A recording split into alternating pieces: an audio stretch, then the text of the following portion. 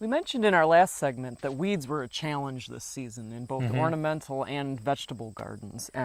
And we know that putting the garden to bed is important, but what can we be doing this time of year in early fall to help start that process? Well, you see in this garden that there's a lot of weeds, and a lot of them are annual weeds. Right. And the annual weeds set a profuse amount of seed. And this one happens to be one of my banes. It's called pigweed. And the seed heads, they'll just produce a lot of seed.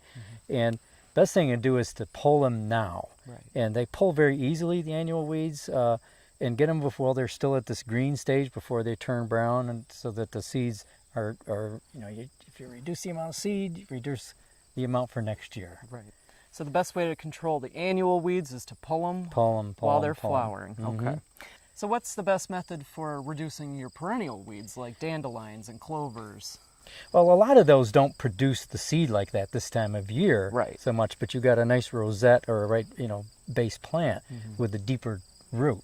If you till your garden every year, you kind of break that up and all, but this time of year you have to get down and you have to dig the root out a little better. Where the annual weed, you just break them off for the most part and you're probably good.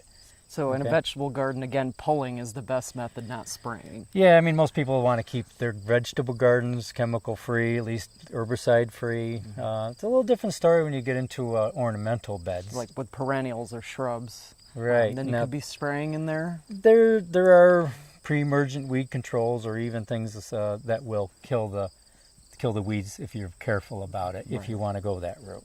Okay. But the main thing is that you have to pull your weeds out this time of year if you want a head start on next spring. Exactly. Yeah. All right. So thank you for joining us today. I'm Liz Snyder. And I'm Jim Hoteling, the home gardeners from Hillside Garden and Landscaping.